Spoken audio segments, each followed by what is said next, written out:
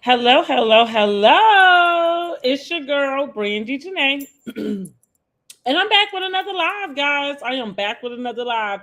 I know generally we do Tuesday nights, so don't forget to join us on Tuesday nights. You'll have myself and Miss Angela from Word on the Curb. And we are talking housewives, right? We will be doing Real Housewives of Atlanta Tuesday evenings, about 9:30 ish, 9:45, something like that. 9:15, somewhere in between there. We are working on making sure we kind of get a consistent time, but we are doing excellent with keeping the day. So Tuesday evenings, we review Real Housewives of Atlanta. Happy Sunday! Happy Sunday! Happy Sunday! So I wanted to jump on because I wanted to do just a kind of wrap up live where we could talk about some of the things that's going on in these internet streets. Okay. Some stuff might be old to you. Some stuff is new, right? Like recently we just saw Remy Ma, okay, with her freestyle. She dropped her freestyle, honey. And listen, I was like, somebody needs to go check on Clarissa because, and because I think she caught a couple hits in those rhymes. Let me go ahead. Well, you know what? I'm not gonna pull it up because what I'm gonna do is play it and let y'all hear it, okay? And then we can talk about some of those shots. And then I'm gonna give y'all some more insight on Clarissa because also I came across an interview she did on a podcast, and I feel like at least me listening to that snippet, I didn't listen to the entirety of the podcast, and I'll go into reasons why for that. But at least with that clip and what the content was in that clip, it gave me a little bit of an eye opener into her personality, and why she shows up the way she does online. And it's so funny about online kind of being this parallel universe to reality TV. And what I mean by that is, you got a lot of people who go on reality TV and they feel like they can control their narratives, right? They can control what you think of them, or what even about them. We'll put it go as far as that. And the deal is, you don't have a lot of control over that. Once you kind of put yourself in that type of arena, you don't really have a lot of control over the way that people perceive you, or even how you look, how you show up in public. Like, I don't like, and that sound like you control how you look, right? But you don't necessarily control what it seemed to look like. Okay. And so like I said, this clip that I saw with Clarissa, it just really kind of explained to me where some of her defensiveness comes from, like why she shows up on the internet like she trolling everybody on the internet. That's the way I see Clarissa. I see Clarissa as a bully. I see Clarissa as a troll. And even though I know, like, everybody talks about that the internet trolls her, like we hate black women, and that's why everybody like have these jokes and different things about her.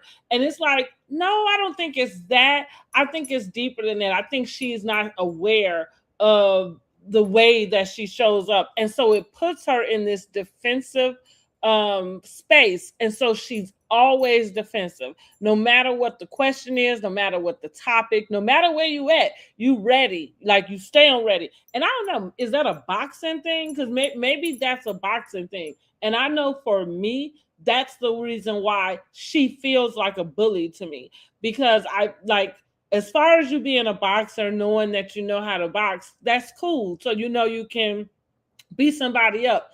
But as far as being a person that would bait a person into that, you're a bully. And so that's the way I see her. I see her as a bully.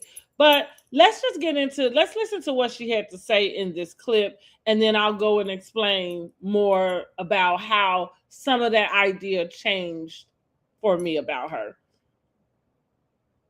Okay, let me find it, y'all. Here you go. You got more fame and more money than you ever have in your life.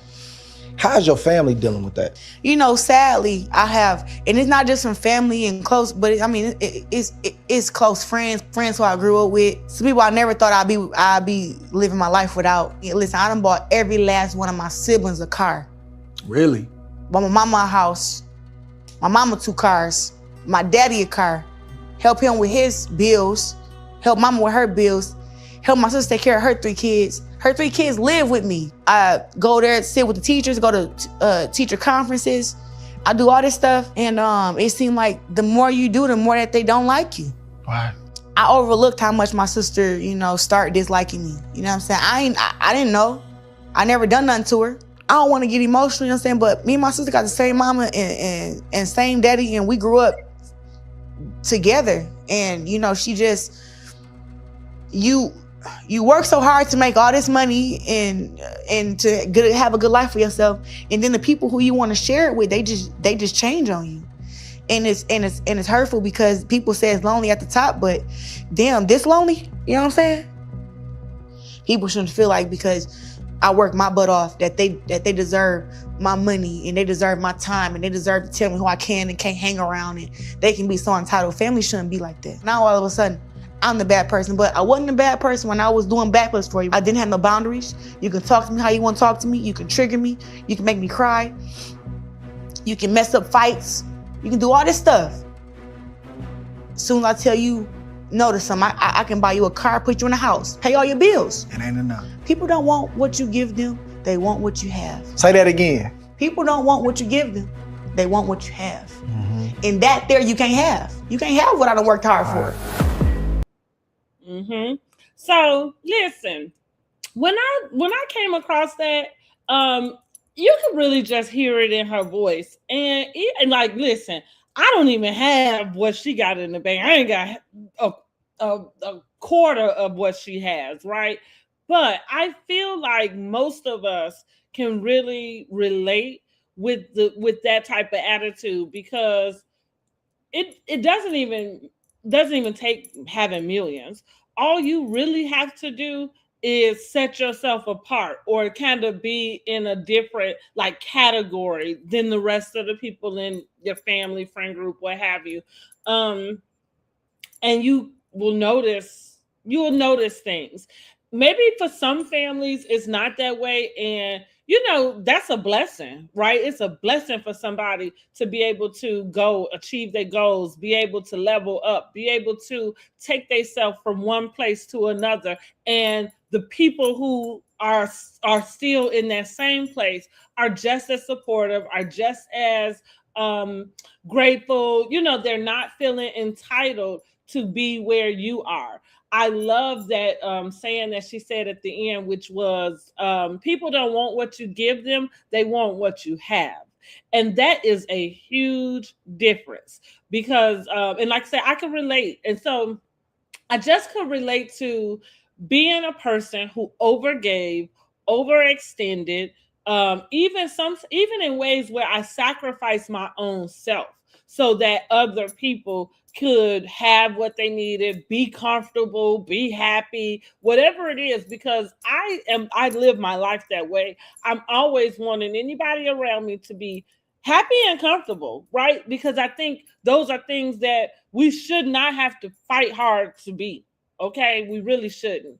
And just as a person, yeah, I don't want to be a miserable little bee. I want people to enjoy themselves while they're around.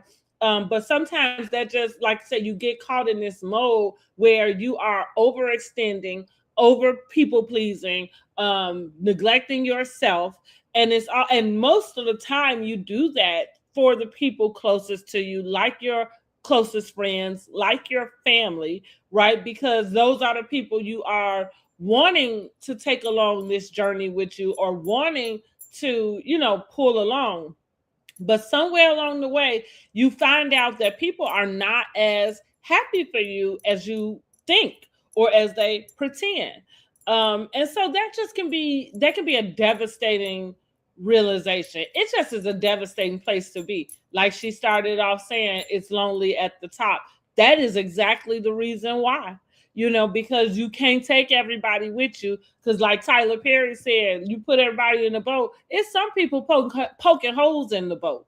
Like not everybody who got in the boat is trying to get to where the boat going. Some people trying to stall the boat. So and that's so sickening and sad that you could share blood, space, time, and money with somebody who would dare to not see you elevate, who would dare to have the thought that you shouldn't have it, they should. And again, I've dealt with that type of thinking for a long time. For a long time. I feel like I want to say the very first time that I probably noticed it and knew that something like something was up, I had to be maybe about 17 years old. And of course, at 17, I'm not no famous person. I don't sing, I don't dance, I'm not on television. So at 17, I wasn't doing anything far and above what anybody else around me was doing. The difference was I had people in my life that hated me for the way other people loved me. Now, how sick is that? Right? How sick is that? So with that being said, when I saw the clip, I understood Clarissa a little bit more. I understood more of her defensiveness. The only thing I really wish she understood and could like get a handle on, right?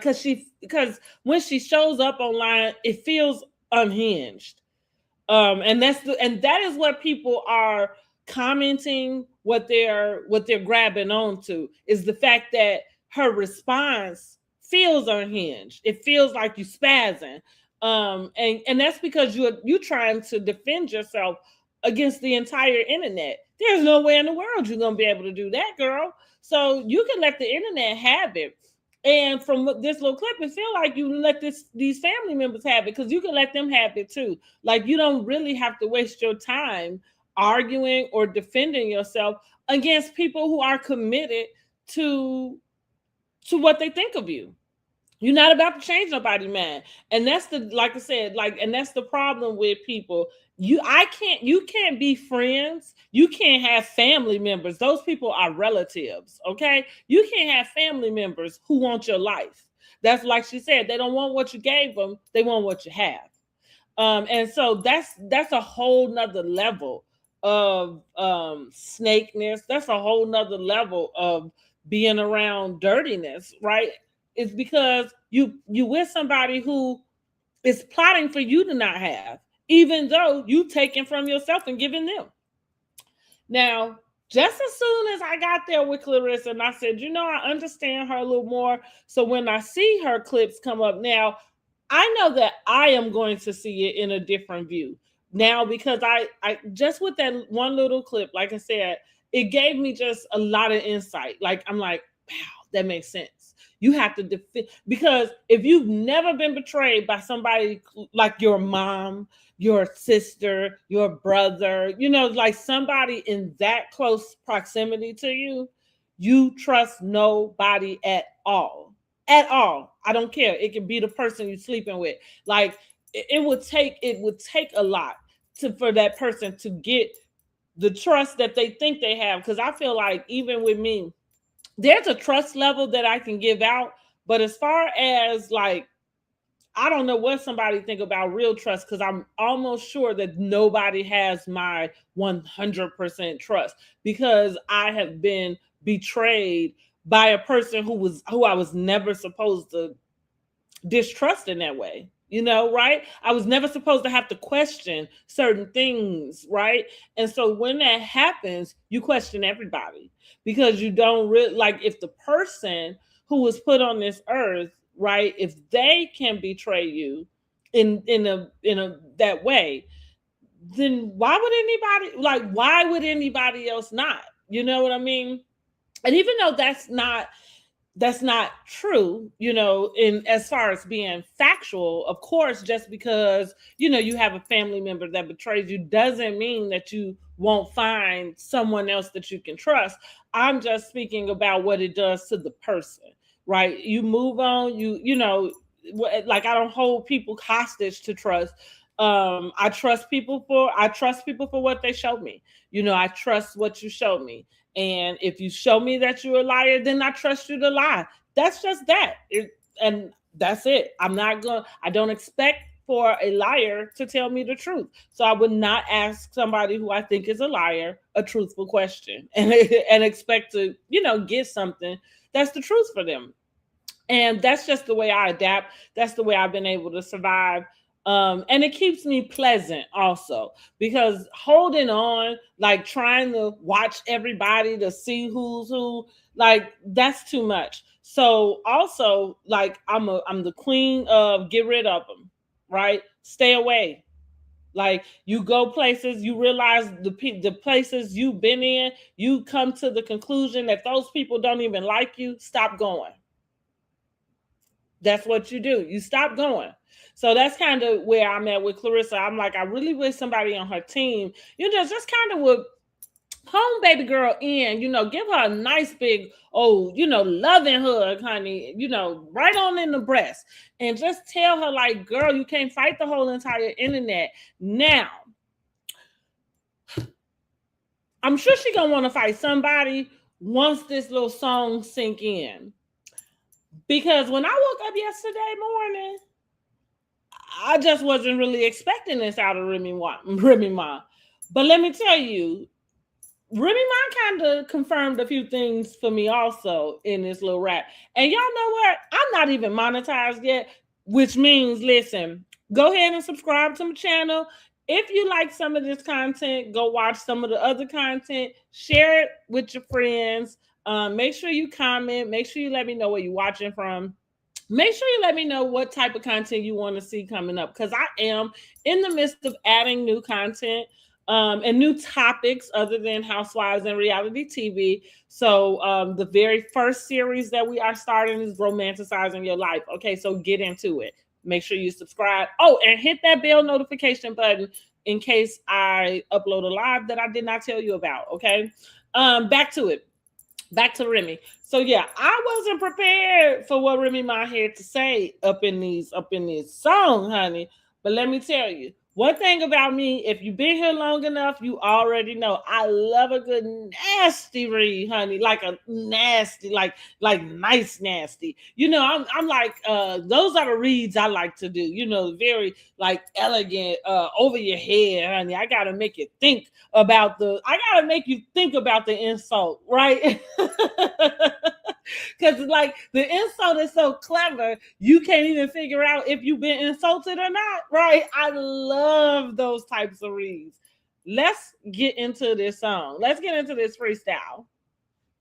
Surgery in exchange for promo, bitch. I'm with gang on a yacht or some YOLO shit. You keep jumping on my dick like a pogo stick. In competition with herself, don't even know that bitch. Hoes be doing the most over so dick. I been her since I was wearing Bobos, bitch. You get a bullet through your shirt with a logo whiz. The nerve of niggas claiming that they wrote those hits. When they whole career, they ain't never ghost wrote shit. Not for me or anybody else. You always acting like you helping, nigga. Go help yourself. See, I know what the problem is. I don't really brag enough, but you don't talk about prices when your bag is up. You keep talking numbers, but the numbers ain't adding up. You wanna be a baddie, but you ain't bad enough. See, I know how to network. How on the network, you know you get money when they Googling your net worth. I'm a motherfucking expert. Now how you talking out your neck when I know how your nigga neck work? I know you really hate my guts, cause you bitches really ugly, can't make this up. They calling me Slim Rim, but my weight is up. They telling me I should wait, nigga, wait for what? The wait. Listen, let's run that back one more time.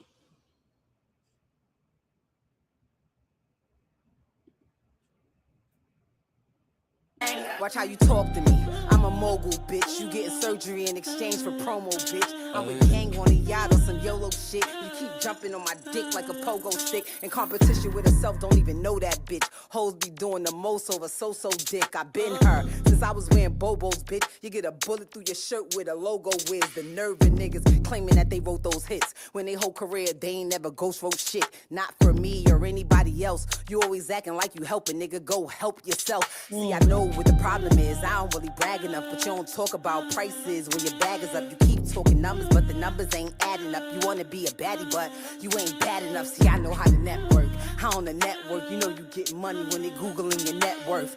I'm a motherfucking expert. Now how you talking out your neck when I know how your nigga neck work? I know you really hate my guts, cause you bitches really ugly, can't make this up. They calling me Slim Rim, but my weight is up. They telling me I should wait, nigga, wait for what? The wait.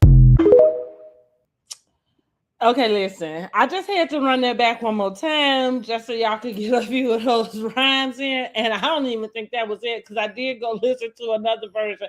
And I just said, honey, you know how they was joking like Papoose, him upstairs, or Pap upstairs, I guess is what she always say on her live, baby. I said after that little rhyme, he is down in the basement. Somebody go down there and check on him, okay? And somebody go over there and check on Clarissa, baby, because I know she was in the gym, but all I could think about, I went to her page to see what she posted. And she's in the gym, you know, punching the punch bag. But what popped in my brain was the scene from Boys in the Hood, like one of the last scenes with Cuba Gooding Jr. when he was punching the air, right? That's what came in my mind. Like, I know damn well you had to get to the gym and go hit that bag, because girl, the way that Remy just went in, and let me tell you, hold on 1 second. Sit down and be quiet. You're on punishment.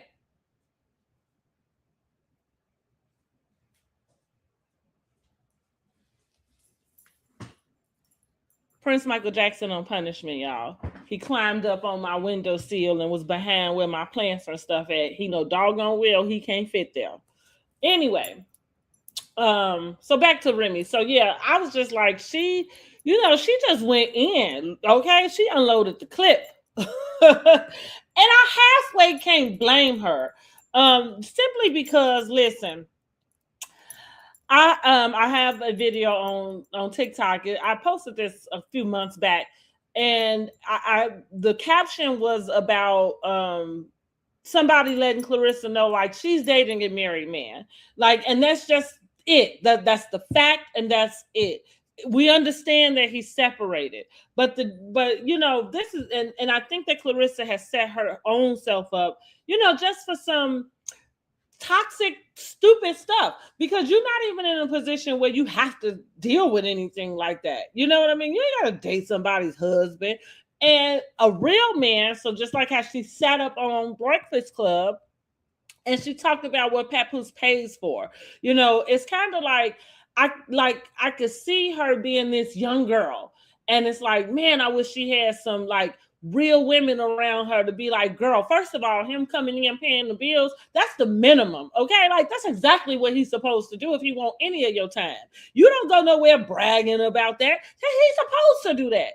And that's the whole thing. Like, you got so many men around here that don't, that women really think that's a flex. That's not a flex. He's supposed to. And let me just take it here, because I ain't saying he got to pay them all. I'm okay with anybody doing 50-50, you know, having the arrangements that work in their house be what it is.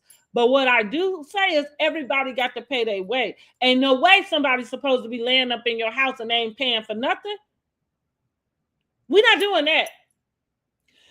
Rent too high, food too high, lights too high, all of this shit too high. Can't nobody lay up in my place for free. Man, woman, or child. Even Prince Michael Jackson is paying his way around here, okay? No lies detected. So I'm like, Clarissa is young. Clarissa is defenseful. Clarissa has a family that is jealous of her. At least that is the way she explained it. you cannot like. Clarissa won't be in a good headspace until she get that type of thing, that negativity stuff away from her. Now here, go back to Remy, what Remy said, because she called Pap out too. I kept hearing people talk about Pap being this great lyricist, and I really could never remember ever feeling that way about Pap. To be quite honest, I don't think I can really remember like a verse or a song that Papoose was in that I can go back to and be like, yeah, Papoose verse, like Wale for me, I can go and give you a couple songs like, oh, I love his verse here. I love Wale, you know, like Wale is a good rapper to me. I like the way he rap. I don't even think I can name anything I know Papoose rapped on. So first of all, let's go there. But when he released his freestyle, you know, I thought it sounded a bit juvenile. I thought it sounded like he was just like ranting, you know, like he just written out all his thoughts and just, you know, just vomited them. They didn't go with the beat. There was no cadence, you know, to it. It was just, it was just word vomit, you know. And so when she said in her song talking about Remy, when Remy said in her freestyle, you know, like you ain't never ghost wrote ish, I thought I believe her. I thought I believe her. You know, yeah, I believe her because even this rap she just gave us, you know, like is fire, right? You can tell that she raps well. But Papoose, your rap was like, I think that little boy, what's G Herbo's baby name? G Herbo and Ari Baby, because they got a little song going out around the internet right now. That baby rap better than Papoose. That baby, they calling him Baby Crash. Baby Crash rap better than Papoose. So I'm inclined to believe Remy on this one. And not just because I'm on Remy's side. I believe it because the proof is in the pudding. Okay, I believe it because that last freestyle Pat put out sound like a 5-year-old wrote it and rapped it. Okay, not just wrote it, but wrote and rapped it. So somebody go check on Clarissa over there. Let's make sure Clarissa is doing well. And also, like, let's make sure Clarissa understands she don't have to respond to everything. It's okay. You know, like I said, you're dealing with a guy who's still married. And that's just the fact of it. It doesn't mean I'm not trying to accuse her of being a mistress or anything like that, because I understand the difference and I understand what's happening. But I also don't think she understands that the public views that way because he's had a public marriage also. So while Remy can drop a freestyle, she can drop a whole network. And ain't nobody constantly coming to her telling her, girl, you're a married woman. Like, what is you doing dating this random ass man? Right? Because we know she's in her own relationship also. But that's because she's leaving us alone about it. That's her business, and she is keeping it there. Clarissa, and I get that she seems to keep being asked about it, but I don't know why she won't just steer the question. You know, you keep inviting yourself to these conversations and it just make her look bad, even though she's not the one, like you're not the one that's supposed to be looking bad. But because you're so defensive, because your family treats you poorly and are jealous of you, you know, now you attack everybody. And that happens. Like I'm going to call it, Kempire is good for talking about the villain era. And it's funny because I believe that when I had my villain era, I've come out of my villain era. 2026, I am not in my villain era anymore. But I will say, I think about 2024, between 24 and 25, I most certainly was in my villain era. And that meant, what my villain era meant was, I'm telling it like it is. I'm taking names, kicking ass, you know, chopping people off the block, not giving a DAM if you here or not. You know what I'm saying? Like, it's up to you. But baby, I'm going to be cool. And so villain era activated, but nope, I got rid of everybody who needed to go. And so I was able to close that chapter. And so now we are in the princess era, honey. I'm romanticizing my life, okay? And that is coming up on our first that's going to be our first series of videos and podcasts. I'm gonna re-release my podcast, and that's kind of the first series we are going to start on, is romanticizing your life. And what romanticizing your life means for me is just more so learning how to not romanticize the red flags, right? But to be present and intentional in what's going on in your life now and making the best out of it, right? Not ignoring what has to be done to make it better. That's not what we're doing. But what we are doing is being present and intentional in our lives so that you can know when you are reaping a benefit. You know, we talk about sowing and reaping. You got to know when your reap has come. And sometimes we are, I just saw listen to this with Sarah Jakes Roberts, but sometimes we're so busy in the process, you miss the fact that you reaped, you know, because you're so busy. And so this is where romanticizing your life just kind of helps you slow down, helps you breathe. It helps you appreciate, you know, like just the things, because I do believe that life is all about all of it. And it's funny enough that we have a lot of conversations. Some of the biggest, I think, podcasts and things now, content in general, is all surrounded around like dating and love and relationships. Like that is such a huge topic for everybody, right? Because everybody has so much to do or say or whatever about it. But I've always believed that the most important relationship that you will have is the one you have with yourself. And once you learn, believe, practice, treating yourself right, putting yourself first, you know, just treating yourself the way you treat other people, or even want other people to treat you, to treat yourself that way, that's a different level. It's a different level of self-love. It's a different level. It's not anything conceited. It's not anything like narcissistic or anything like that. It's this vibration of knowing who you are, loving who you are, and being rooted in who you are. You know, so many, like I say, so many times we get wrapped up in trying to get to know somebody else, and you don't know yourself.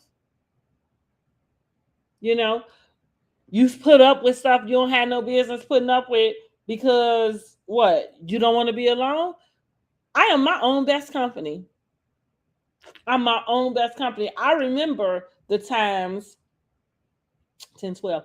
I remember the times when I was younger, when it got lonely. You know, there were times when I might, especially once we got social media, because I am from the 1900s.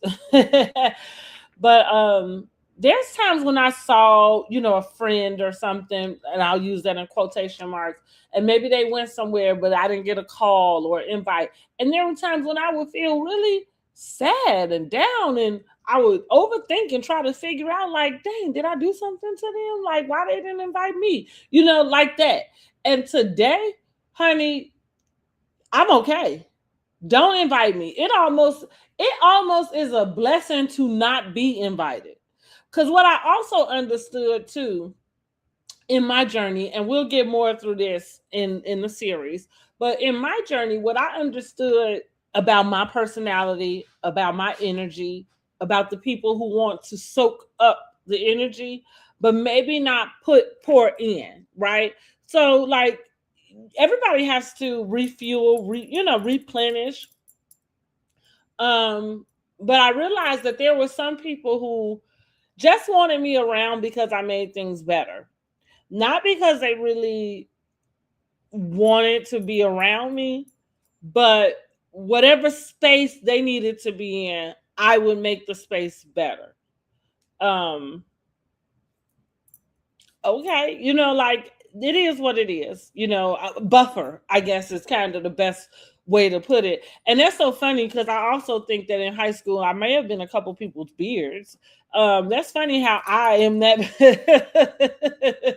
in that position, and not like. And when I say that, I'm just saying just going to a dance, in that way, not being in a relationship. But anyway, and so listen. So now I'm okay. I'm okay. I don't want to be invited.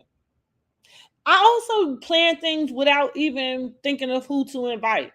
I plan things. Now I have a couple friends who I let them know in advance. Like, hey, if you see me doing something, like I'm not excluding you on purpose. I'm just doing things on my own, by myself. I'm not really, and so I'm giving them the permission to let me know when they want to be included on something, right? To see, that means, hey, what you got going on, what you doing on what you want. Because what I'm not doing is making a plan and finding out if somebody want to do the plan I got.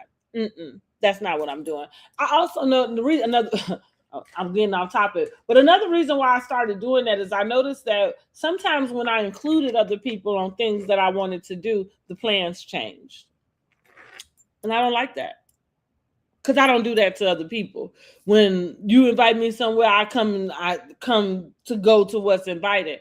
I don't change up the plan. And so for me, I can plan things according to my style, my budget, my, availability. And I like it. I like it that way.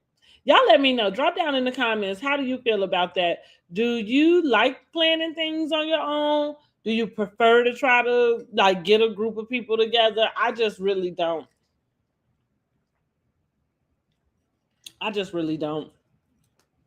But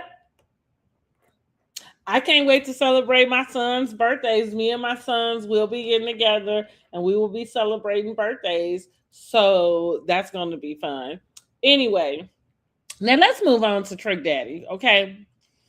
So, this is a little bit of old news, but in current news, AKA is currently in Indianapolis. It's Sunday, so they should be wrapping up their conference, their 92nd conference. It was taking place Central Conference, so it was in Indianapolis for the Central area. Now they had After 7 perform at their at their banquet. I don't know what the actual ceremony on that day is called, but I'm gonna call it a banquet. So they had After 7 perform, which is appropriate, right? After 7, they don't have any song, even though they might have love songs. They don't have songs that are crassly depicting, sexual behavior, right? I am curious because I think this is the same situation that Sexy Red found herself in when she went to a school and then the school wouldn't let her in or something crazy like that. But I just thought, how sick is that? Because whoever decided that they would contract Trick Daddy, I think at the moment in which you are placing the name Trick Daddy on an AKA conference flyer, it's like, stop, think about what you're doing, because I think one of these things don't belong, right? And then to go as far as to say, they went over a set list with him. So, because he went online and he's like, you can't give me no playlist. Like, this not your wedding, which I laughed, and I wondered about that. Like, if you do hire an artist to come and sing as something for you, do you get to request songs? I don't know. But even at the fact in which you thought you could get this man a playlist, let's just say that he complied with the playlist, right? Let's just say he complied with the playlist. It's the context that is inappropriate. It's the context of his music that is inappropriate. It doesn't even matter if he takes out the curse words. It is what he is talking about. So I really think that whoever was in charge of the entertainment for their conference.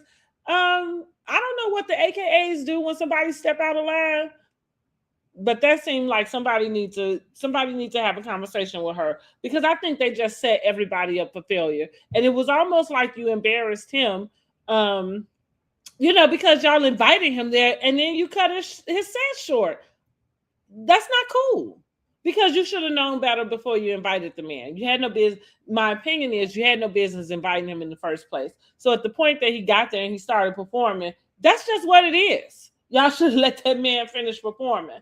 But if you ain't know now, then you know now. You know now, nigga. Okay. Mm-hmm. But if you don't know, now you effing know. Okay, so we're gonna move on from Mr. Trick Daddy Dollars, all right? And I just wanted to bring this up to the stage because I was just scrolling on my Instagram like I always do. And so I don't know if anybody paid attention. Okay, I'm about to say a few different things in this sentence, right? Number one is, I hate when people say, I just post on social media for entertainment. I don't post what I'm going through. None of that stuff apply to me. And it's kind of like, okay, because, okay, whatever. Like, I can understand that people don't post personal things like that are directly happening to them currently.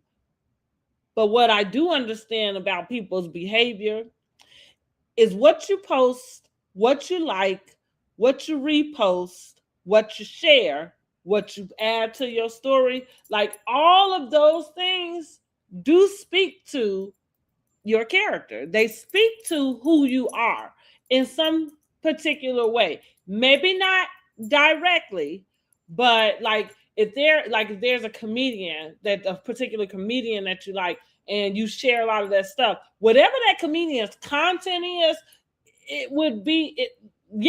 it's assumption that you like that content. So if that person is talking about being a side person, chick, man, whatever, and that seemed to be what you share all the time, then it would seem to me that you you relate to that content. Anyway, so I'm mentioning all this to say, I'm just scrolling down my Instagram and I noticed this content that came up on my feed from a person that I don't follow, even though I did like the content because I sat and listened to what the reel was saying. It was talking about narcissists. And so I sat and listened to what the reel was saying. But as I was sitting there listening to the reel, honey, I happened to notice Miss Quad. Now listen, look, Miss Quad, that's the reason why this man's stuff is coming across my news feed. Because Miss Quad is reposting this man. And I do follow Miss Quad. Now, Quad doesn't follow me, but I follow her. So, FYI, people, when you repost things, right, you repost to your following, okay? That's the reason. Let's just get into these friends and the businesses and stuff. That's the reason why, as a friend, if you have a friend that has a business, maybe you can't afford to patronize the business. That's okay.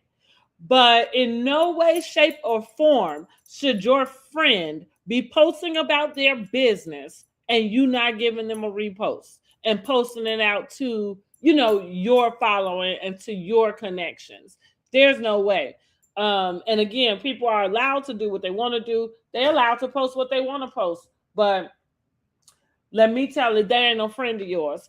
I have friends, and I use the word friend lightly. I have people that I know who post things on social media, and because I know that they have ambitions and that they're trying to reach a goal, I don't sit back and hold my judgment for what the hell the post is saying, or to figure out well, do I really like this? You know what kind of weirdo you got to be sitting up analyzing somebody you call friend, their post as opposed to whether you're gonna like it or not.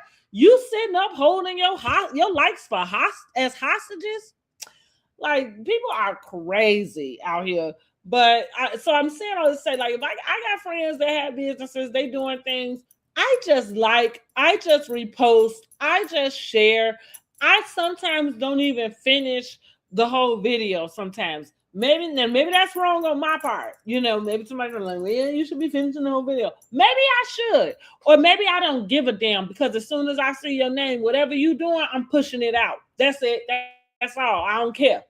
I ain't got to read it or or approve it to see if it's worthy of going on my timeline. I'm telling you, one thing about it, people won't ask me what I think, because you're gonna get the truth. And I tell people this all the time. I find that when somebody has did something weird to me, they remove themselves. And they remove themselves because if we have to have a conversation about it, I'm going to tell you what I think. I'm going to tell you what it is. And I'm not accepting bullshit. The only BS I need is bags and shoes, okay? That ain't never changed. And not the bags up under my eyes. I write the one I carry.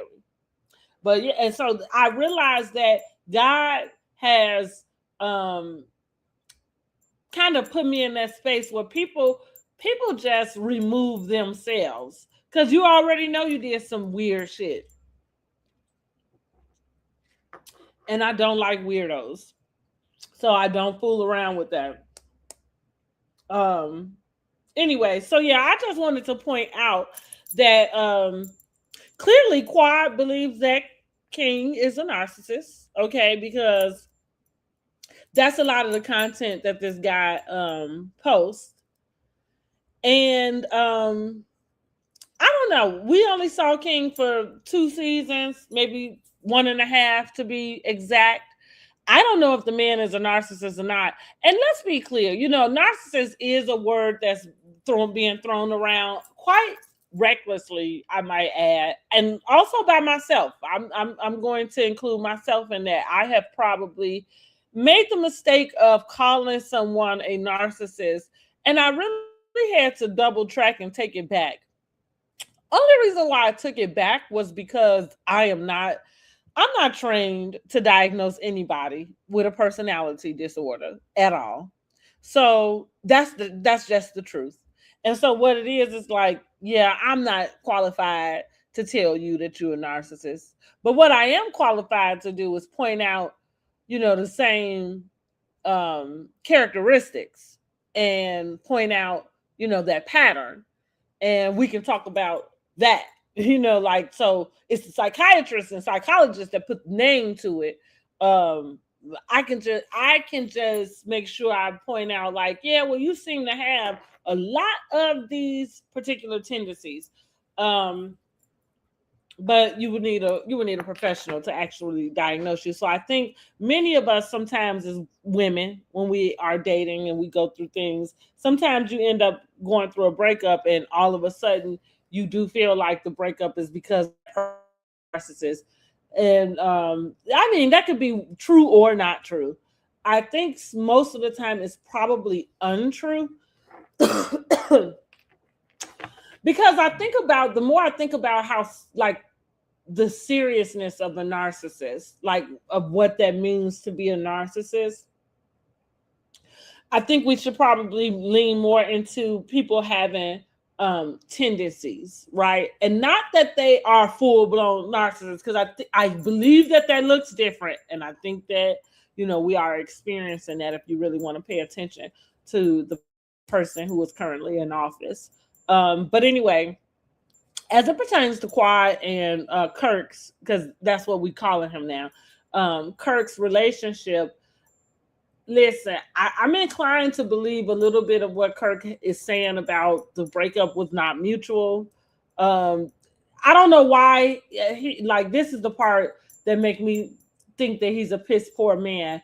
I'm not sure why he is so excited or thirsty to get the information out that he broke up with her and she didn't want to break up. I'm not sure why that would be something that he gets enjoyment out of.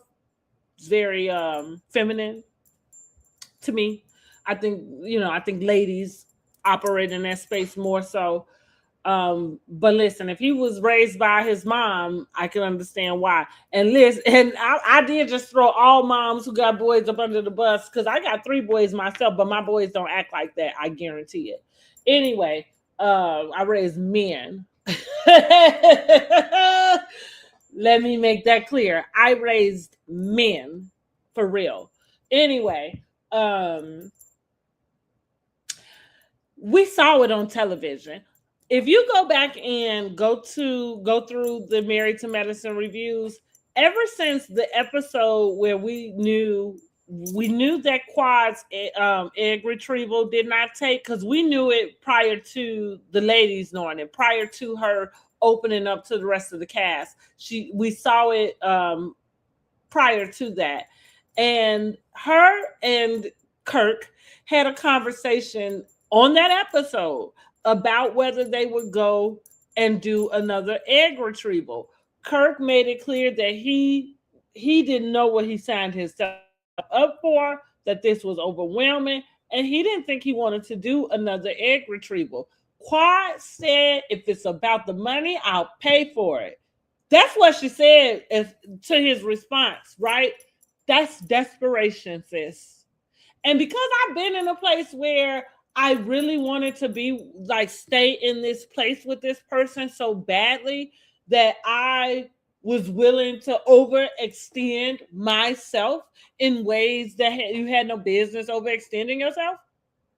That's what we saw. We literally watched Quad do that. She cried about it. Now, I'm not going to tell you she cried about him staying, but she cried about wanting to do the egg retrieval again. Also, during the reviews of Married to Medicine, I pointed out that Quad, in my opinion, this baby train had been more about keeping the attachment to him. Ladies.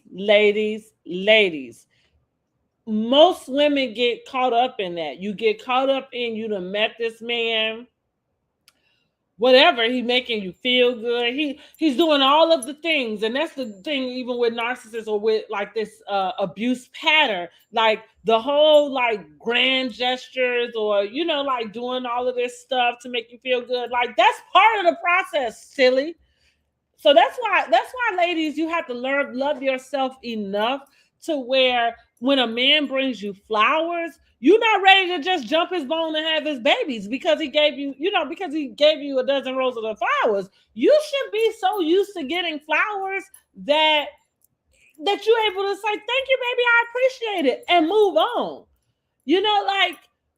Falling all at his feet, because he's done something that every man before him should have been doing for you, but did not. And now that he's the one to do it, that doesn't make him any better than the other ones. It just means he knows better about what to do.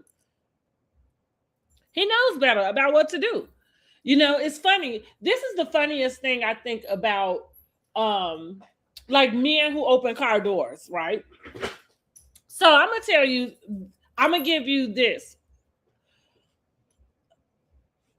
The men who open car doors or open doors doesn't impress me as much as the man who gets out of his car gets out of his car first and comes and opens your door, right? That's the impressiveness. But if we both walking into the store, I'm actually going to stop at the door, right? Like until you get there, if you're not already in front of me, because my expectation is for you to open the door. That's the expectation. No, it's not impressive. And that's part of romanticizing your life, ladies. Like start loving on yourself enough so that when men do the very bare minimum of a gesture that should already be happening for you, or have happened at some point, right? That you're not blinded and you're not romanticizing the wrong thing. But I could tell very clearly from with Quad that this baby thing was to keep King.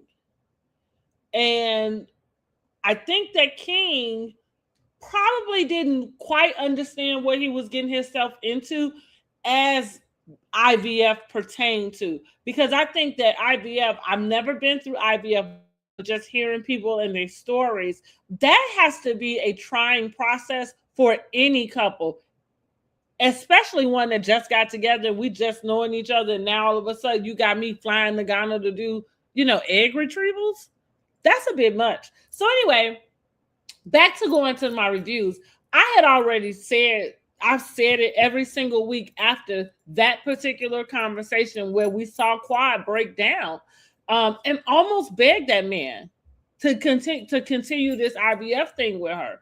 So listen, I believe it. I believe that Quad did not want the relationship to end, but I also believe that that conversation we watched on television, if they didn't break up that day, right? If they didn't break up that day, that was the very beginning of them breaking up. Because even if somebody wants to have a baby, she can't stay with somebody who don't. That's not even going to work. So anyway, I thought it was quite interesting that, Quad is reposting narcissistic messaging. And I think that is because she believes she was dating a narcissist. This probably is her second one because I think she believes that Dr. Gregory is one also. Like I said, I think we got to get out of that. We got to, stop diagnosing people when you ain't got the good sense God gave you, and you sitting up running around trying to tell somebody they got a personality disorder. Is you cool? Shit. Crazy as that. But that's but that's what's going on in this world now. I guess that's what information does to you. Everybody is an expert.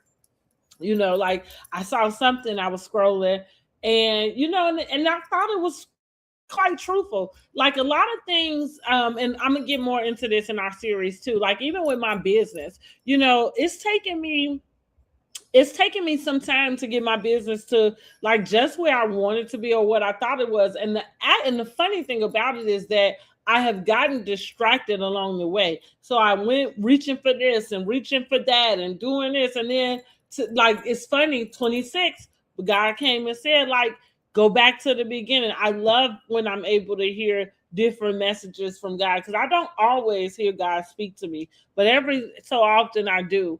And I love when I do because it's like he's always telling me like, okay, no, you know what I'm saying? So with the business, he's telling me go back to the beginning. And so that's what I'm doing with that. I'm going back to the beginning, y'all, which that's another reason why I'm getting ready to do better series. I want to practice some better editing. That's going to come down the line. So y'all just bear with me with some of the, homemade production, just bear with me until I can, just work this out to be able to hire people. It's hard building something on your own, and it's hard building something when people don't feel like you are qualified to build it. Because that, in my opinion, if you ever want to know why your friends don't like, your things, and it's because it's not about if they are purchasing or if they're spending money with you. I think anybody who wants you to win is gonna help you win, and that it doesn't matter what that takes. Hold on. Let me go get Prince Michael Jackson together. Lay down and be quiet.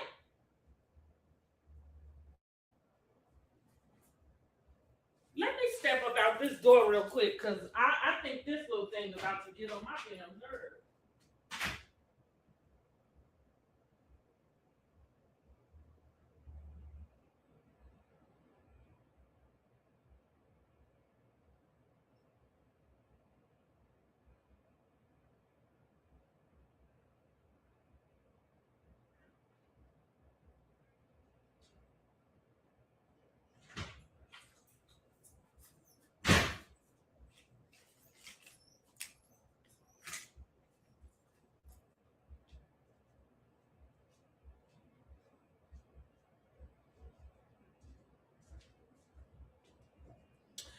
Okay, sorry, y'all.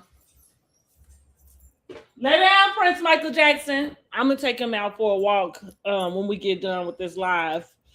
Anyway, so back to it. Back to what I was saying, which I can't hardly remember what I was saying now. I was just saying that, I'm gonna start posting different content. It's still sticking with Housewives, still gonna give you reality reviews and things, but we're just gonna dig a little deeper. God Ben told me that, I need to share. Prince Michael Jackson, be quiet. Lay down. Lay down, be quiet. Sorry for yelling, y'all. So I'm going back to the beginning, back to what I started this for. Because I have gotten sidetracked. Like I said, just trying to grab everything. And that doesn't work, right? Back to romanticizing your life. Like, I don't like hustle culture. I don't like hustle culture. Never have. That's not my zhuzh. That doesn't mean that I don't like being a boss, that I don't like making money. I don't think those two things are the same. I don't think hustle culture and being successful are the same. And I think that our community has really blurred those lines. And so I just kind of want to be one to speak out and show you that it doesn't have to be. You can be successful without hustling, your whole entire existence away, your whole entire self. There's a way to enjoy your life and still not have all of the things that you're waiting to get, right?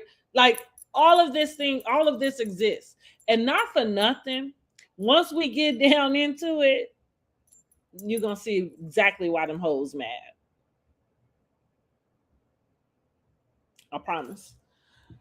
Because I think, mainly when people realize they can't keep you down, there have been people that have tried their best, honey, took their best shot, and it didn't work.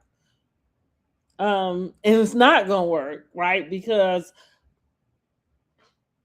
I'm in a whole different vibration. Like, I'm in a whole different place, So what you attacking, you're not even attacking the right thing, which is funny, right?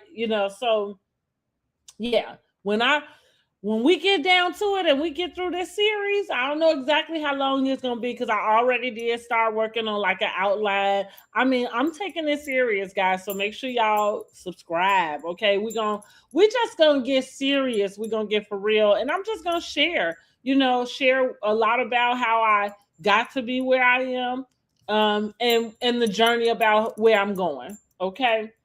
Because one thing about me, if you've ever had an opportunity to encounter me, I know that you've left with something. You've left learning something. You've left laughing. You've left better than you. I left you better than when I found you. And that is, I think that's a part of my gift. Because it's natural. That's anybody. It could be you hear the people say you ain't never met a stranger. I haven't. It could be the stranger.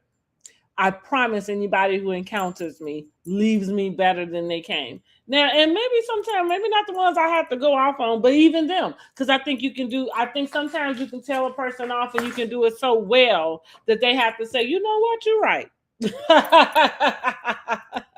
You know what, you're right. So anyway, so that's going to be coming. Let me get back to what we was talking about. So I'm leaving the last story for the Scamanda, honey, and the Summerhouse scandal. But before we get into that, we are just going to talk a little bit about Drew. Now, this is the thing why when we do live videos, guys, like that's why I want y'all to make sure you turn on the bell notification so you can at least get a notification if I do drop a live and it's a random live. You can jump in and be able to comment with me because I do love a little bit of interaction. But if you are catching this on the replay, listen, that's all good too. Just give me a shout out. Say, hey girl, hey, let me know where you're listening from and how your day is going. But we don't jump into this Drew situation. So I think it has been reported that Ralph has taken custody. Excuse me, not taken custody. Let me make sure. I want to be able to say it correctly. And I'm going to the post that I saved just so I can reread what that caption is. Because this is Drew responding. So first, let me say, it had been reported, I think Friday, that Drew Sidora was ordered to temporarily vacate her Georgia mansion. Her ex, Ralph Pittman, has been awarded interim, I don't even know how to say that right. Primary custody of the kids. I know what the word means. I can't say it, but it's like intermediate, right? Like, you know, when their divorce is not final. So he has been granted primary custody until they figure out the finalization, right? So it's possible that they can go back to a joint custody, but as it states now, Ralph was granted primary custody. This is Drew's statement about that. So let's go ahead and read it. Good morning. Some details regarding my divorce have recently become public, although the process is not yet finalized. During this time, Ralph and I are committed to co-parenting and doing what's best for our children. While certain things are beyond my control, my focus remains on showing up every day as the best mother I can be. Living in the public eye comes with challenges, but I am choosing to move forward with grace, growth, and intention. My children are my priority, and I'm committed to leading with love, peace, and positivity. There is no ill intent toward anyone, just a continued focus on healing, evolving, and becoming the best version of myself. Okay, so she really didn't answer us nothing. What we can deduce is that that report is true. She has been asked to leave, and Ralph has been granted temporary primary custody. Now, I'm just going to say that I got a lot of things to say, really, per usual. I'm going to compare this situation a little bit to the Candy and Todd, right? So, because, you know, it was kind of like, well, they had reports like Todd was squatting, you know, like he wouldn't get his own place. And then Candy had to come back and kind of correct and say, well, no, some of this that's going on was really what's mapped out in the prenup, right? He was able to stay in the property until such time when they got everything settled, right? And that only makes sense that, you know, it's crazy to me that you would think you break up with somebody and you just gonna put them out on the street, like somebody who is paying mortgage with you, or, you know, and I know that that's not necessarily the case where Candy and Todd are concerned. But anyway, that what they were doing had already been worked out in the prenup, that this is the way that it would go if in the event they got a divorce. But I feel like this is the most important thing where it comes to, we start to talk about custody of the kids and everything. And as a woman, first of all, I don't appreciate that a lot of times there are outlets that post things about celebrities and their kids losing custody. So like, again, you know, the headlines is like, Drew lost custody of her children, and it's kind of like, that's a bit much.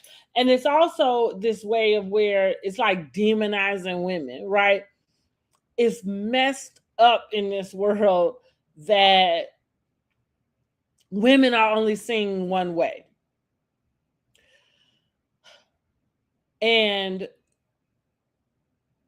like in the case of these two couples, Drew, Ralph, Candy, and Todd. Hey, in the in the in the situation with them, you have the women that we're just gonna assume are the breadwinners. But I'm gonna take the word breadwinner out. I'm not even gonna, because it ain't even about who make the most. It's more about what they do to make their money, right? Like what it requires them to do.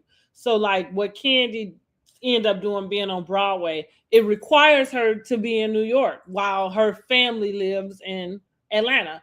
And it's kind of the same with Drew. Like I don't know why her kids missing all this school, because that was some of what was reported about why the judge made the decision.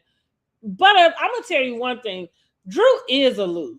For the time frame we've been watching her on television, that is exactly why she's been able to be kind of successful. She's very aloof. She's very not in tune. So I think I kind of understand, like, yeah, she's checked out because she's very much involved with the lifestyle she needs to present, have, do, to stay on this show. And this is what we mean where reality TV is just really, it can be kryptonite to people because once it becomes like Drew, this is Drew's livelihood for real. Drew is not making any money off of her music. As a matter of fact, drop down in the comments. Let me know how many of y'all knew who Drew Sidora was when she showed up on your television screen as Drew Sidora on the game. Nobody knew. Like, even she came on the game as herself. I still ain't heard a song she said had. I still ain't heard one. And if I heard it, I know, because did nobody make sure I knew that was Drew Sidora. But my point is, that's not the way Drew Sidora was introduced to us. Drew Sidora was introduced to us as an actress, not a singer. And so even with that, she came to Real Housewives of Atlanta. First season Housewives do not get paid. And when I say first season Housewives, I mean just that. Somebody you ain't never seen on the Housewives before. First season Housewives. First season Housewives do not get paid. And so now she's on her fourth season. So she's getting her something now, right? I think last season, and you can tell in the way that she dressed, you can tell in the way that she show up, you can tell, like, you pay attention, you can tell. Nobody has to tell you this, you can see it. You remember that first season, them wigs looked like somebody picked that shit up out the garbage. Okay, went to Party City with that wig. They had a whole season making fun of that girl's wigs, which I felt bad for her. And that is the reason why she got with Portia. Portia got a whole wig line. Duh. That's exactly what you're supposed to do. Get with your counterparts, girl, so you don't have to look as broke as you are. But anyway, so she just making money. So listen, Drew is trying to do all the things to try to keep some money coming in, because also she is going through a divorce. So I'm saying that to say, I can understand, I can see where she probably is checked out about these kids, not paying no attention. Also, I'm just going to throw this in here. I know we had always been told about truancy, and that like there was like a truancy officer when I was going to school. I don't know if I don't think I missed a lot of schools, so I don't know if I would have known who the truancy officer was or not. But all I'm saying is I just ain't never seen nobody get in trouble for not going to school. So I didn't even know that somebody actually paid attention to it. That's what I'm going to say. But maybe it depends on maybe it depends on the teacher, maybe it depends on the school. And that's a shame, because like I said, I didn't even know that that was a thing. I know that your kid's supposed to go to school. I just didn't know nobody was checking behind you about it. That's all. That's all I'm saying. So we're gonna wish Drew good luck with this though, because what I'm getting to too is like when these celebrities are going through their divorces and they have kids and things like that, I feel like the fairest thing for the parents is just joint custody. There's no fairest way around it. It keeps some people from have somebody from having to pay child support, you know, and maybe spousal support to the other person. Like it generally just makes it fair. And if you are as the mom, you know, like I said, it sucks that as women we get put in these types of boxes. But as a mom, if you are the one that has to travel, you know, has to do the things like that, you know, help you make money, then joint custody is the fairest thing. There's no way you can have primary custody, and like that's what I'm saying about Candy. No way you can keep primary custody of your kids, and you need to be in New York for 6 months. How do you do that? And you got kids that's in second grade and kindergarten or whatever they are. So yeah, you know, it's like I don't know why. I'm not really sure why this is always the thing. And maybe that's easy for me to say because I wasn't sharing custody with nobody. It wasn't nobody around to share custody with. That man was just happy with paying some money and moving on about his business. And that's what I did. I took it and I let him move on about his business. So I didn't have there was not an option of sharing custody, but guaranteed, if that's exactly what I would have did, because it's the fairest thing. It's the fairest thing. You say definitely get put in a box. Yeah. I don't know, you know, and it really sucks though, because it's like, well, if you're a mom, then that's all you're supposed to do is just raise your kids. You know, but like I say, and I mean, it goes both ways though, because if you are doing these other things and it takes, because one thing, I'm not gonna take this away from what kids need. Kids need stability. You ain't ain't no way you moving no kid, you know, every 6 months from here to there to there. That's not cool. That's not okay. And so if you can, fine, you get you a producer husband who, when he get his, you know, or now that he's your ex-husband, when he get his jobs, he's still able to stay in the same city. So the kids ain't really got to change they don't have to change their routine and stuff like that. Kids need structure. That is part of raising a part of it. A well-rounded kid is giving them structure. Even just a well-behaved kid is giving them structure. You can tell when you come into contact with grown-ups and otherwise, and they ain't had no structure. Most people don't. They lack accountability when they don't have structure. They lack respect when they don't have structure because they don't respect anything. Your time, they time, you know, nothing.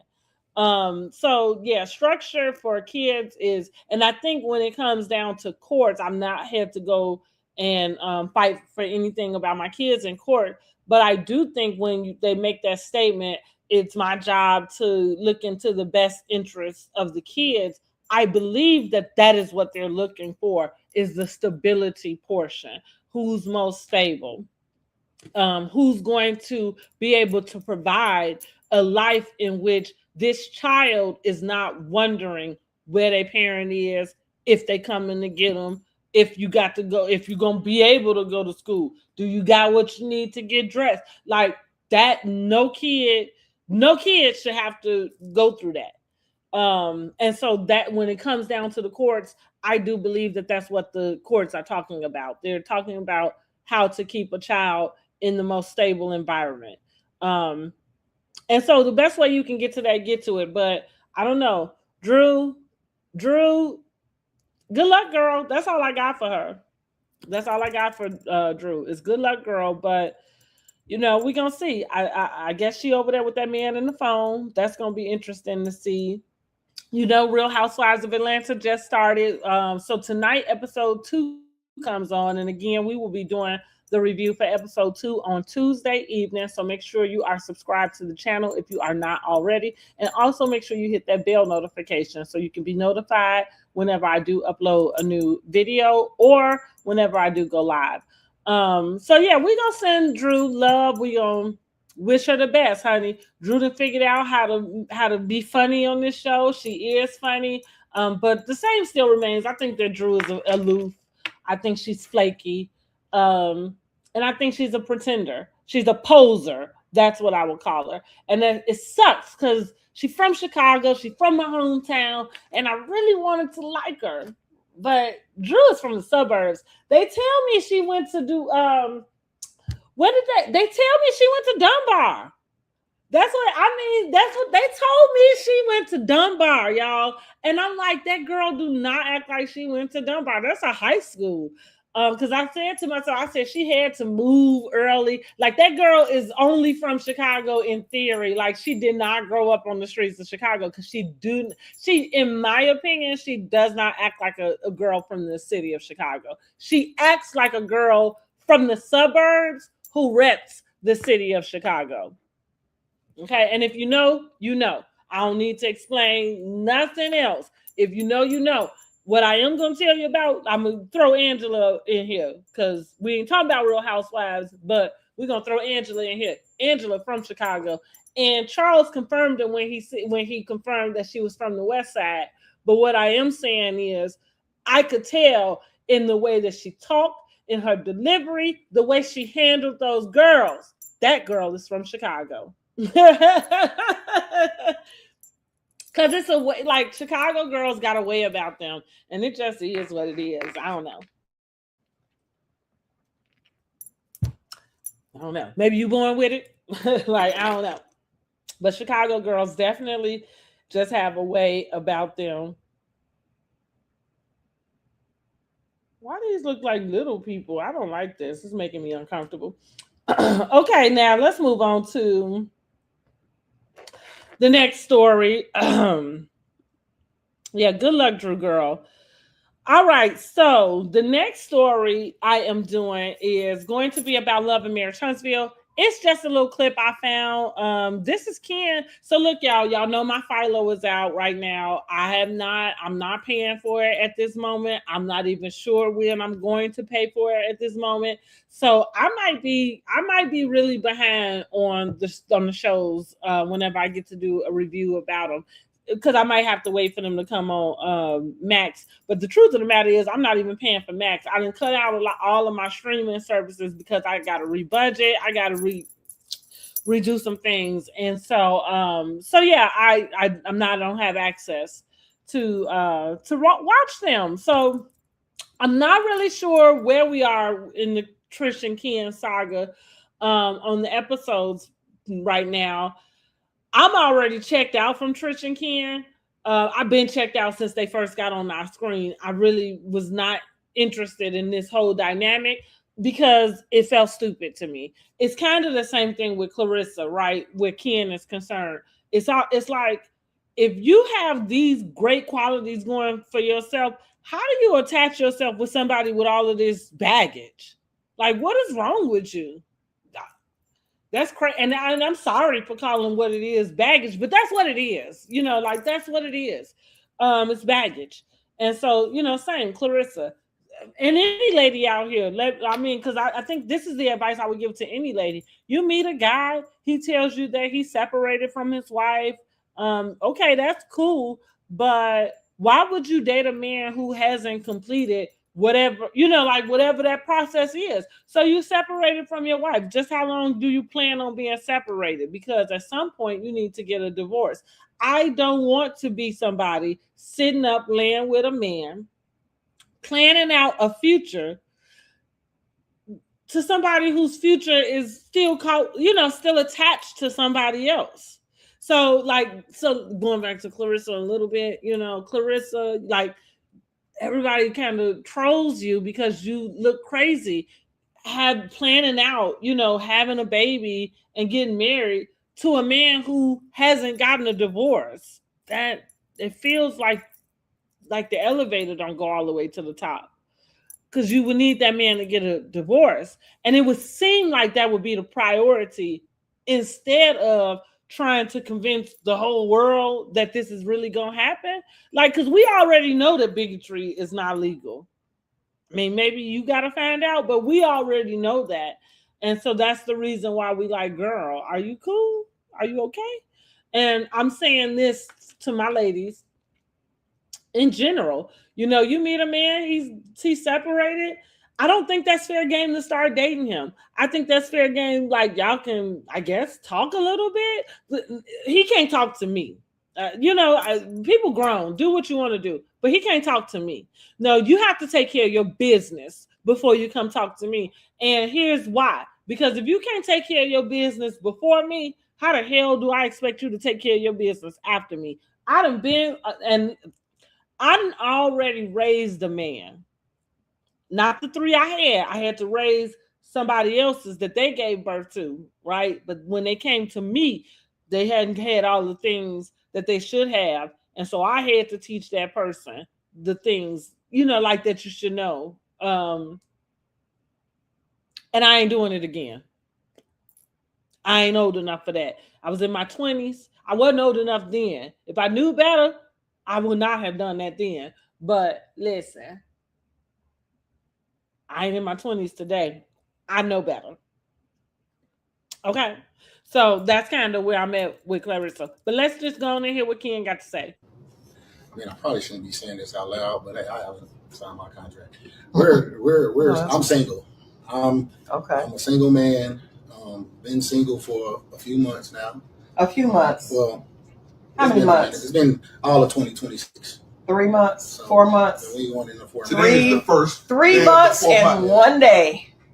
Ken, are you gonna, first? But have you guys been broken up before for this amount of time? No, so we've never broken up this long. This is actually a real breakup.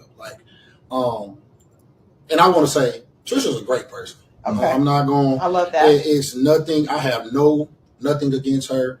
I feel like relationships can be great. Some, don't reach the potential that they could be, and I just think that's what we got. Is what I was saying earlier. I think it was just a lot of unhealed situation. Mm-hmm. I don't want to speak on the other person, but that person is wild. That Trump, like just sitting in the middle and seeing some of the things that she had to go through mentally. Yeah, I actually understood her and where she was coming from. Okay. My problem is I didn't feel like it was fair for me to have to, have to try to navigate. Okay, that's the end of that. But I think he was just going to go on to say he didn't think it was fair for him to have to navigate it. And like that's what we was all really saying when you first got on the scene with this girl and she separated from her husband for 5 years. That ain't even as long as Pap and Remy. Well, we don't know how long they've been separated ourselves. We just found out because somebody made it public. So it could be going on the same type of time frame with them. But I agree. That's a major red flag. You meet somebody and they tell you that they've been separated from their partner for 5 years. Why haven't you got a divorce? And then whatever the reason is behind that, why are you in my face and why are you not sitting up trying to figure out how to get this divorce? Like, I think that is a huge red flag.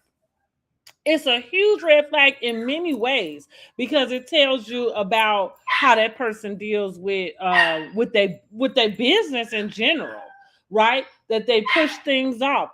Prince Michael Jackson, be quiet. I'm not done.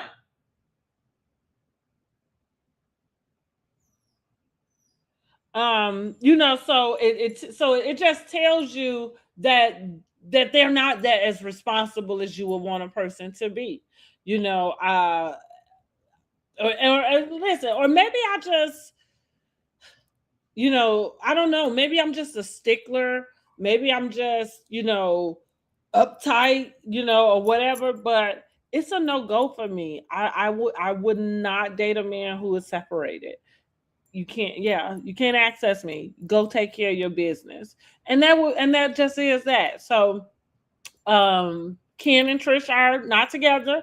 He said they have not been together all of 2026. This was recorded at the top of the month.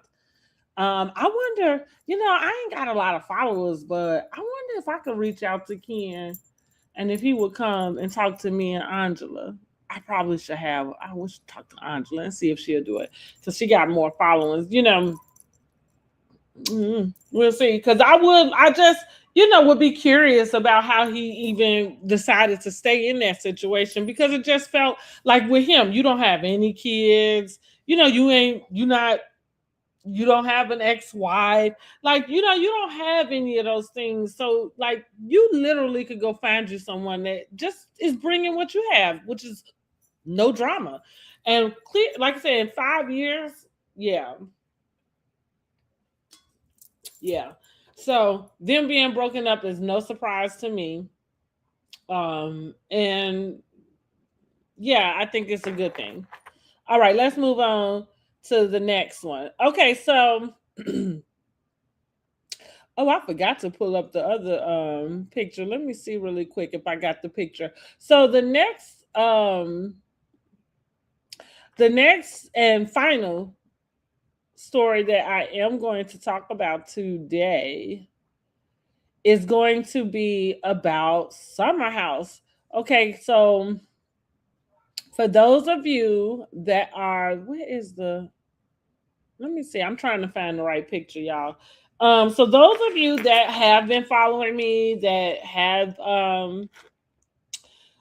listened to the other reviews and things that I've done, you know that I watch a lot of shows on Bravo, not just Housewives, right? I watch Below Deck, Summerhouse, Martha's Vineyard, hell, name them. I can tell you I can tell you what I don't watch quicker than what I do watch, because I don't watch the Next Gen, NYC Girls. I don't watch that. I have not watched Utah this season. I think I am going to watch them, but I have not watched them this season. And I have not watched Rhode Island just yet. I will watch them, but I have not watched them just yet. Anyway, my point with all of that is to say that I do watch quite a bit on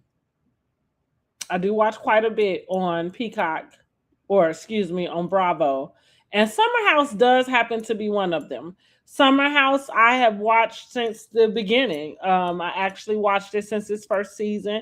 Now, funny thing about me watching Summerhouse is that it was my cousin that got me to watch it, because at first, oh man, wait a minute, let me see. Is they not gonna let me upload it? Gonna give me a hard time about it.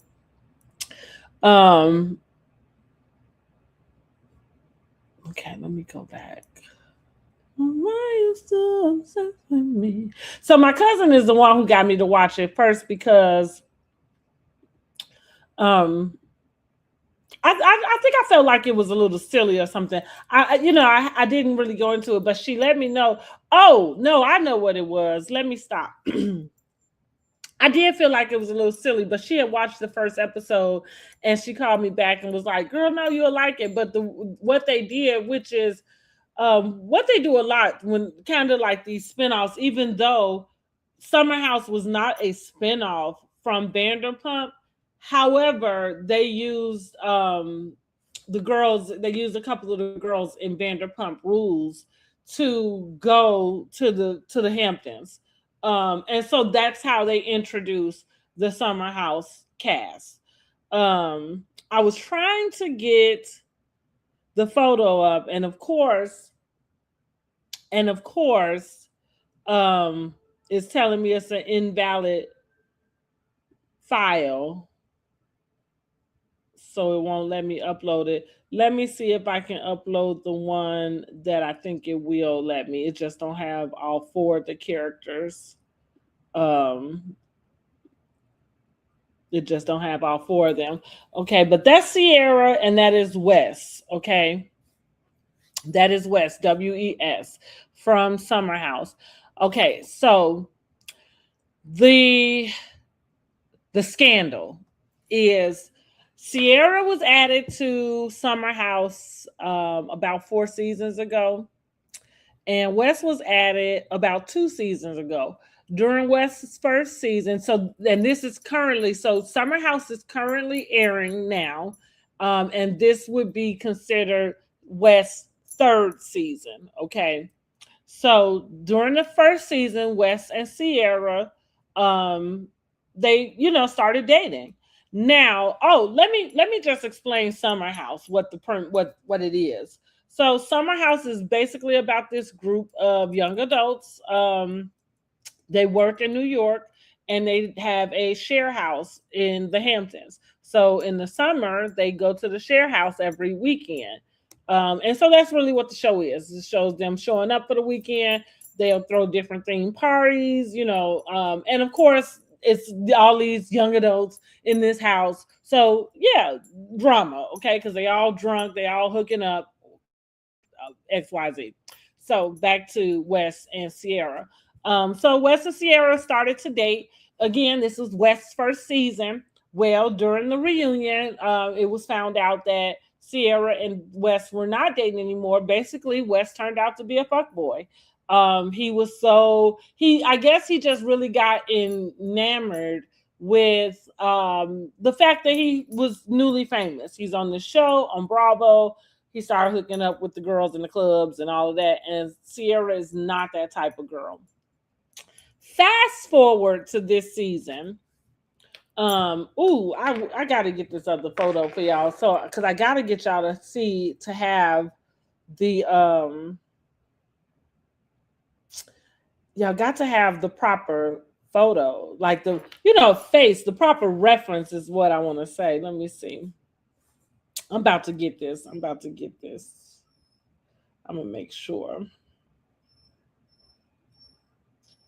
Page. Let me upload it to here.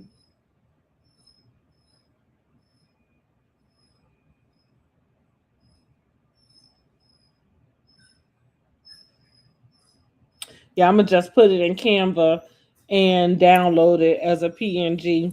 So if you ever have something you trying to share and they're like, it's the wrong file type, then just resave it in your Canva. Okay, so Sierra is done with Wes after that, right? So Wes comes back to the summer house the next summer. Wes is back, and Sierra is paying him dust as she should, right? So now this third season, he's trying to figure out, like, well, he really wants to get back in Sierra's good graces. Wait a minute, where did the doggone thing go? Okay, wait a minute, y'all. See, this is the problem. Okay, there we go. Okay, that's better. Okay, so now I'm giving y'all everybody involved, at least in this scandal or semi-scandal, because it might not actually be a scandal. Anyway, Sierra is our black girl, okay? And not for nothing, she's a traveling nurse. Of course, I just gave you the time frame about when they added her. So yes, they were adding her as an attempt to be inclusive. I hate that she is stuck in that position, but that's just what it is. Because now they got two other African American cast members this season, but it still feels very tokenish. Anyway, because they really, like, the truth of the matter is they really could have kept Martha's Vineyard. And I mean, and Sierra could have been on Summerhouse fine, but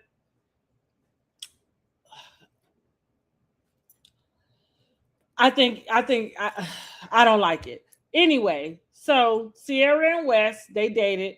Then you have Amanda and Kyle. Amanda and Kyle have been on since season 1. Amanda and Kyle are part of the OG crew. Okay, Kyle specifically. Kyle is the ultimate party boy. He's like the grown frat boy. Okay, him and his best friend Carl. Throughout the seasons, we've seen them go through a lot. I'm trying to think of what season Summerhouse is on. I can't even really think. Let me Google that real quick. But Kyle and Amanda got married. I want to say they got married about around season 3 or 4, something like that. Amanda was one of the girls. She was kind of like a booty call for Kyle. That turned into a girlfriend. That's just, for lack of better words, that's just what it happened. Now, word Summerhouse. That's funny how that just popped up all this other stuff. Okay, so they got 10 seasons. Anyway, yeah, they got 10 seasons. And I'm wondering if I'm right. Let me see. I'm gonna go to season 4. Is this when someone to say Amanda and Kyle got married around season 4?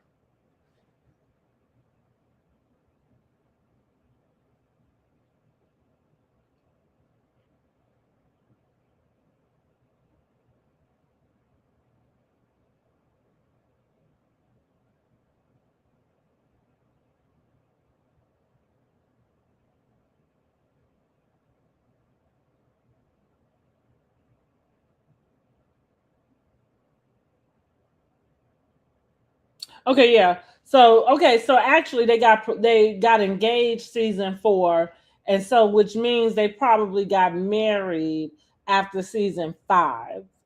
Because they didn't get married, their wedding was not a part of the show. Um, and they got married off season.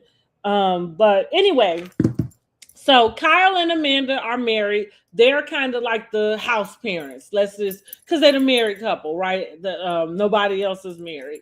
And so in the midst of that, Kyle and Amanda have had issue. Kyle has cheated on Amanda, but I will tell you that like Amanda, she's just kind of been going through this thing. She's had some mental health issues that's been displayed on the show. A lot of the issue was always surrounding Kyle. Like I literally, as I'm watching this, currently watching this season, it was not on my bingo card that Amanda would be the one um kind of in the hot seat. I thought it would be Kyle. Even as the season is airing, Kyle is being a total a-hole. But okay, let's just go back into the dynamics. So of course, when you in this summer house type of deal, I think with anything you kind of have like girls and boys, right? So Sierra is in the group with the girls. The girls, they do their girly thing. The boys do their boy thing. And then, like I said, in this current season, Wes is just really.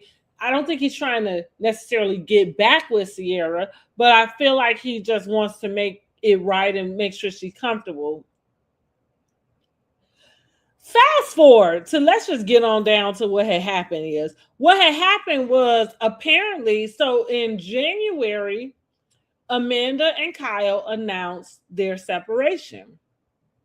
And nobody was surprised by this, right? Because we watched them. Like there was this point in which Amanda, I think, wanted to shift her career, like maybe start doing, I don't know, maybe some fashion stuff. And all of a sudden, because Kyle has a business called Loverboy, like a drink business, but all of a sudden now he's like DJing. And then this season, we are hearing like his business is going under, and I guess his DJing is kind of like what's keeping him afloat. Either way, I was not pegging for Amanda to be the one that was in the hot seat because, again, January they announced that they're separating. Nobody's surprised, right? We saw this coming. But also, we did not see Amanda and Wes hooking up being something coming. Also, considering that Paige, which Paige is not on the show anymore, Paige was dating Craig from Southern Charm. Yes, Southern Charm is another show that I watch. Anyway, Paige, Amanda, Sierra, and Lindsay. Lindsay was kind of back and forth because Lindsay reminds me a lot like me. She's independent in the sense where I think the like girl clique thing can be a little bit icky for her. Like, and it kind of is for me too. Like sometimes it works and sometimes it doesn't. Because I'm not, I just, So they are like besties. I mean, for lack of better words. And so, it just felt like there's a little bit of a girl code that's been crossed. Like, even though Sierra doesn't seem like she is trying to get back with Wes, it just feels like that's a line that should not have been crossed. Like, that your girl hooked up with the boy, and maybe you should this is what I say to myself. Like, it's got to be more fish in the sea than for you to be like hanging around screwing, the person your friend screwed or liked. You know what I mean? Like it can't, like you can't be that lonely. But they did release a statement, honey, and it was a joint statement. Amanda and Wes did, and it really was just saying that they just found themselves in a position and they're trying to navigate these new feelings. So, like I said, it was a confirmation that they are dating. It has been confirmed that everybody seems to be showing up at the reunion. So I guess we're gonna find out a little bit more at the reunion. And also, this is what I was interested about. They got a whole new show coming out in the city. So this is kind of like the spinoff from Summerhouse in the city. I guess it's just gonna follow, the life in the fall, spring, summer, in the words of Sheree. But you see Kyle and Amanda, that's them standing up front. That's Lindsay right in the middle by herself. That's why I said I relate to Lindsay. I kind of get where she at. The other people I don't think I really recognize from the Summerhouse at all, but those three are definitely from the Summerhouse. And I feel like maybe we're going to see some of that play out. Oh, Kyle, is that Carl? No, Carl was not even asked to be in the city. I think he's feeling some type of way about that too. Anyway, so I feel like we're going to see some of this play out in both areas. I know that there's a lot of speculation as the shows or the episodes are going this season. A lot of people are trying to pick out, these like moments to see like, oh, this. The one moment, here's the thing. Even though I was quite shocked about the news that the two are together or hooking up or whatever they call themselves doing, you can kind of see it in a sense because Wes is doing a lot to take up for Amanda because Kyle is being an a-hole, which is kind of his default setting. Like Kyle has like his default is a-hole. Because some people can be nice assholes. Because when I say an a-hole, it's not like a you don't want to be around them. It's kind of those things where, yeah, he got those real a-hole moments, and it's hard to watch, especially when he going off talking crazy to his wife. And so Wes has been stepping in, just kind of in what I would say. I thought it seemed like he was being a friend to both of them in a sense. It's like, damn, calling Kyle out about the way he was speaking to Amanda, which clearly we understand why Amanda separated from him earlier in the year. But again, what we watching took place in the summer. So we've got a whole nother 6 months. And that's what I'm thinking is going to play out on Summerhouse. Now, the whole Amanda West, hooking up thing, I think that's more real time. And I'm not sure how much of that we're going to get. But I am looking forward to the reunion, and I'm looking forward to seeing what they got to say about themselves. But Kyle's coming up roses, huh? I did not see it for him that way at all. I did not. Mm-hmm. All right, well, listen, that's all I got. I ain't got no more. I just wanted to jump on and get my little show started because this is something I kind of want to do too. It's kind of have like a show in which I just talk about some hot topics, give you a little bit of my opinion about them. And then I'll see you on Tuesday, right? Listen, like I told y'all before, if you have not already, make sure that you do subscribe to my channel. Make sure that you hit the bell notification. Let me know what your opinion is about any of the stories I covered. Let me know if there's a show you might want to cover. I did want to talk about America's Next Top Model. I was supposed to add that in, but I didn't put it on my notes. So we're going to have to add that in or do a separate one. Anyway, like I told you, that you're going to catch Real Housewives of Atlanta, that review on Tuesdays at 9:15. Make sure you are subscribed to the channel. Comment. I will comment back. And also I will be releasing a premiere live. The live will consist of the Married to Medicine award results, right? We have to get that out. So be looking forward for that to drop probably Tuesday lunchtime. I think I'm going to schedule that for Tuesday lunchtime, and then we'll do Real Housewives of Atlanta Tuesday evening, right? I appreciate everybody for joining me. I appreciate the comments. Thank you so much. It's your girl KB for joining. Make sure you are subscribed if you have not already. And I'll see you guys on Tuesday, right? Don't forget, Real Housewives of Atlanta. It comes on tonight, and we will be back with a review Tuesday. All right. Bye, guys.